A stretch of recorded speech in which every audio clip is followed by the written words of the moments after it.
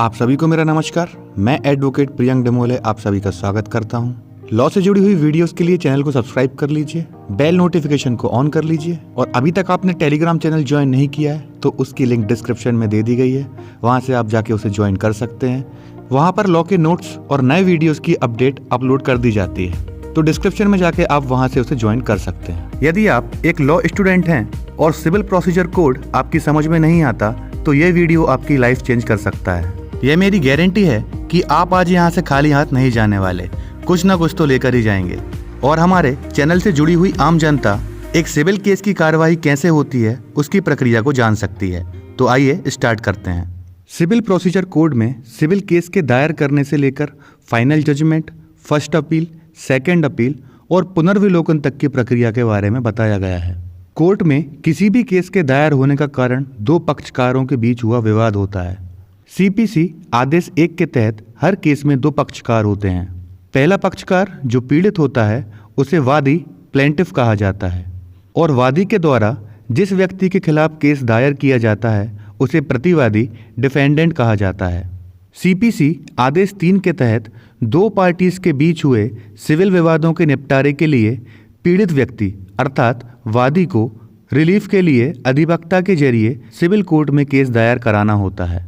एक अधिवक्ता ही वादी की तरफ से कोर्ट में केस से संबंधित सभी कार्यवाही करता है। सबसे पहले वादी आदेश 3 नियम 4 के तहत वकालतनामे पर हस्ताक्षर करके अपनी ओर से किसी अधिवक्ता को केस दायर करने और केस लड़ने के लिए विधिक रूप से अधिकृत करता है। वकालतनामा तैयार हो जाने के बाद अब अधिवक्ता वादी की ओर से केस दायर करने और केस लड़ने के लिए अधिकृत हो जाता है। केस दायर करने के लिए लिखित दस्तावेज तैयार करने होते हैं जिसको वादपत्र कहा जाता है। वादपत्र के द्वारा ही केस की शुरुआत होती है। सीपीसी की धारा 26 और आदेश 7 वादपत्र का प्रावधान करते हैं। सीपीसी आदेश 7 नियम 1 के तहत वादपत्र कैसे लिखा जाए यह बताता है।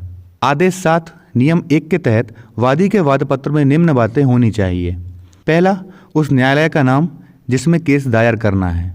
सेकंड, वादी का पूरा नाम, पिता का नाम और वादी का पता।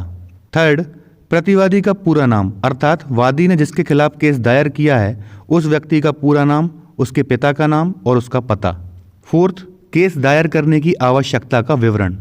फिफ्थ, केस के वे सभी तथ्य जिनसे केस करने का कारण और विवाद की शुरुआत कब हुई, विवाद कहाँ उत्पन्न हुआ, कैसे उत्पन्न हुआ और किस स्थान पर उत्पन्न हुआ। सिक्स्थ, उन तथ्यों को लिखा जाना जो कि न्यायालय को अधिकारिता है कि वह उस केस को सुन सके। सेवंथ, न्याय शुल्क। एट्थ, उन रिलीफ का भी लिखा जाना जिनके लिए वादी दावा करता है। नाइन्थ, केस तथ्यों के दावे के सत्यापन का विवरण। 10th, दिनांक। 11th, वादी या एक से अधिक वादी हैं तो वादीगण के नाम व हस्ताक्षर या अंगूठे का निशान। इन सभी पॉइंट्स के आधार पर ही वादपत्र तैयार किया जाता है और इस प्रकार ही वादपत्र के जरिए कोर्ट में केस की शुरुआत होती है। वादी को वादपत्र के साथ आदेश 18 नियम 4 के तहत शपथ पत्र भी प्रस्तुत करना होता है। यह शपथ पत्र वादपत्र का समर्थन होता है कि वादी ने जो बातें वादपत्र में लिखी हैं वह बिल्कुल सही हैं। यदि विवाद किसी भूमि, मकान या स्थान का है और प्रतिवादी उस विवाद की जगह पर कोई निर्माण कर रहा है या कोई तोड़ फोड़ कर रहा है और वादी चाहता है कि प्रतिवादी ऐसा कोई कार्य न करे अर्थात विवादित जगह पर स्थिति विवाद से पहले जैसी थी उसी तरह कायम रहे, तो इसके लिए वादी वादपत्र के साथ आदेश 39 नियम 1 व 2 के तहत अस्थायी निषेधाज्ञा टेम्पररी इंजंक्शन का आवेदन भी कर सकता है। इस प्रकार वादपत्र, शपथ पत्र और आदेश 39 नियम 1 व 2 का आवेदन तैयार हो जाने के बाद आदेश 4 नियम 1 के तहत वादपत्र कोर्ट में पेश किया जाता है। यदि न्यायाधीश को लगता है कि वादी ने केस दायर करने की शर्तों को पूरा नहीं किया है तो न्यायाधीश आदेश 7 नियम 11 के तहत उस वादपत्र को नामंजूर कर देते हैं। लेकिन यदि वादी ने सभी शर्तें पूरी कर दी हैं तो न्यायाधीश आदेश 7 नियम 9 के तहत उसके वादपत्र को एडमिट कर लेते हैं। वादपत्र एडमिट हो जाने के बाद कोर्ट द्वारा आदेश 4 नियम 2 के तहत कोर्ट के रिकॉर्ड में केस दर्ज कर लिया जाता है और उस केस का केस नंबर जारी कर दिया जाता है। इस प्रकार कोर्ट में केस दायर हो जाने के बाद सीपीसी की धारा 27, 28, 29 और आदेश 5 नियम 9 के तहत प्रतिवादी को समन भेजा जाता है।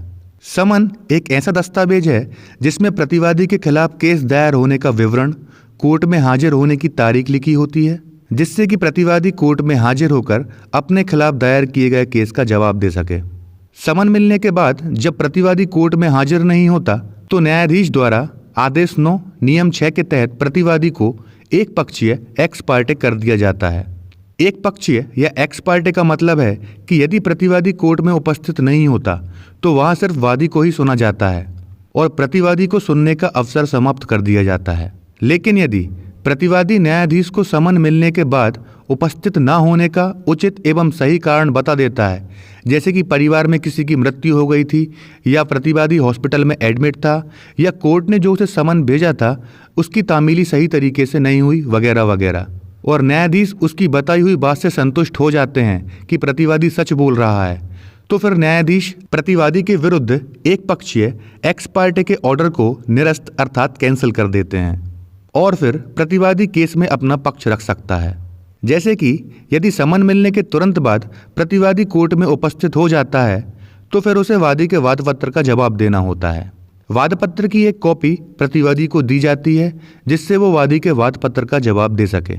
अब यहाँ प्रतिवादी भी अपना अधिवक्ता नियुक्त करता है और फिर आदेश 8 नियम 1 के तहत वादी के वाद पत्र का जवाब देता है। प्रतिवादी द्वारा दिए गए जवाब को जवाब दावा या प्रतिदावा या वादोत्तर कहा जाता है। यह एक ऐसा दस्तावेज है जिसमें प्रतिवादी अपना बचाव प्रस्तुत करता है। आसान भाषा में कहा जाए तो वादी के द्वारा वाद पत्र में लिखी बातों का जो जवाब प्रतिवादी अपने बचाव में देता है, ऐसे जवाब को जवाब दावा या प्रतिदावा या वादोत्तर कहा जाता है। प्रतिवादी को 30 दिनों के अंदर या जो समय कोर्ट ने दिया है उसके भीतर अपना जवाब दावा या वादोत्तर पेश करना होता है। प्रतिवादी ने यदि अपने जवाब में वादी द्वारा लगाए गए आरोपों से इनकार नहीं किया तो ऐसा समझा जाता है कि प्रतिवादी ने आरोप स्वीकार कर लिया है।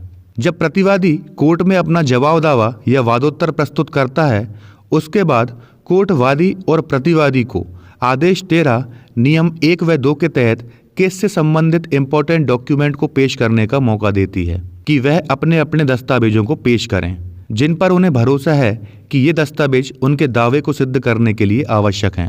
इन सभी दस्तावेजों को कोर्ट के सामने अंतिम सुनवाई से पहले ही दाखिल करना होता है।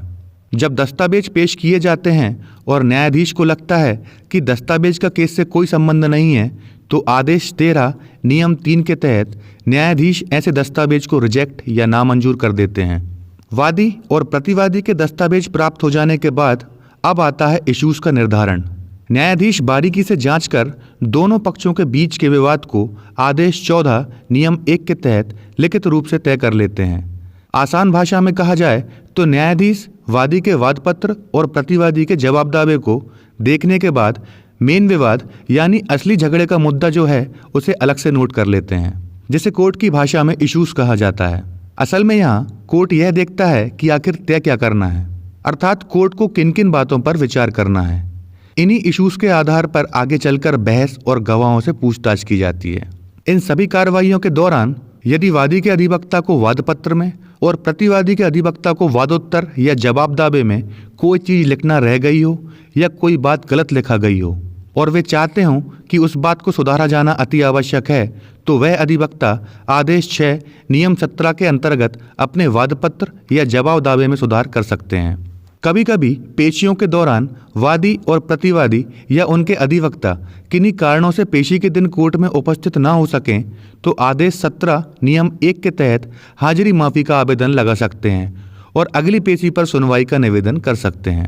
इश्यूज का निर्धारण हो जाने के बाद कोर्ट दोनों पार्टीज को अपने अपने गवाह पेश करने का मौका देती है। गवाह या साक्षी को कोर्ट में पेश करने से पहले जितने भी गवाह हैं उनकी सूची तैयार करके कोर्ट में पेश की जाती है, जिसमें सभी गवाहों का नाम व पता होता है। आदेश 16 नियम 1 व 1A के तहत कोर्ट इन साक्षियों या गवाहों को समन जारी करके या बगैर समन के गवाही देने के लिए डेट निर्धारित करती है।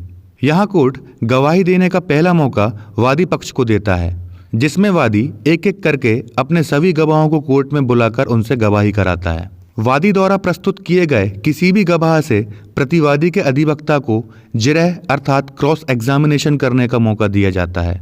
जब वादी द्वारा अपने सभी गवाहों को कोर्ट में पेश कर दिया जाता है तब कोर्ट प्रतिवादी को अपने गवाह पेश करने का मौका देती है। अब यहाँ पर भी जब प्रतिवादी अपने किसी गवाह को प्रस्तुत करता है तो वादी के अधिवक्ता को ऐसे गवाह से जिरह अर्थात क्रॉस एग्जामिनेशन करने का मौका प्राप्त होता है। वादी और प्रतिवादी द्वारा प्रस्तुत आदेश 18 नियम 4 का शपथ पत्र ही उनका मुख्य परीक्षण अर्थात चीफ एग्जामिनेशन कहलाता है। उनके अधिवक्ताओं को अलग से मुख्य परीक्षण नहीं करना पड़ता और विरोधी अधिवक्ता द्वारा गवाहों से जो जिरह या प्रति परीक्षण अर्थात क्रॉस एग्जामिनेशन होती है वह वाद पत्र, शपथ पत्र और केस से संबंधित दस्तावेजों के आधार पर ही होती है। जब दोनों पार्टीज के गवाहों के बयान कोर्ट में हो जाते हैं और कोई गवाह नहीं बचता तो कोर्ट केस की अंतिम सुनवाई के लिए एक तारीख तय करती है। उस अंतिम तारीख को दोनों पार्टीज के साथ उनके अधिवक्ता को कोर्ट में केस की अंतिम सुनवाई के लिए हाजिर होना होता है।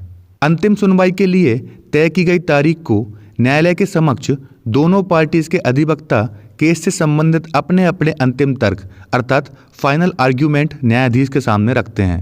न्यायाधीश दोनों पार्टीज के तर्कों को सुनकर तथ्यों पर विचार करते हैं और इन्हीं तथ्यों के आधार पर न्यायाधीश अपना निर्णय ऑर्डर शीट पर लिखते हैं।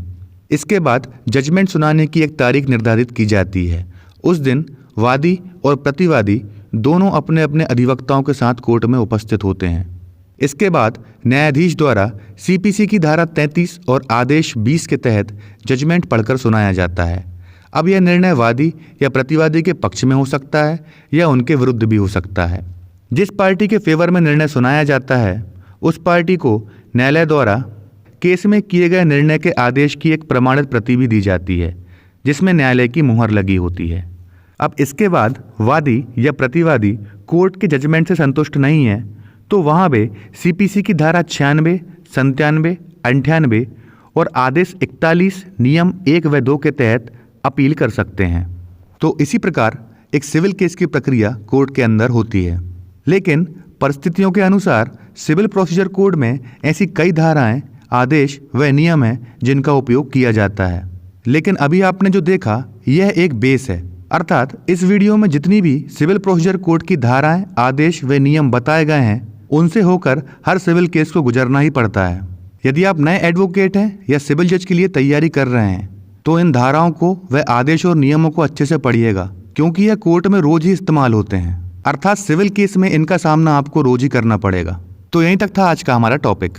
यदि आपको इसकी PDF चाहिए तो डिस्क्रिप्शन में टेलीग्राम चैनल की लिंक दे दी गई है, वहां जाकर आप इसे डाउनलोड कर सकते हैं। तो मिलते हैं अगले वीडियो में। मैं एडवोकेट प्रियंक डेमोले आपसे विदा लेता हूँ। Thank you so much.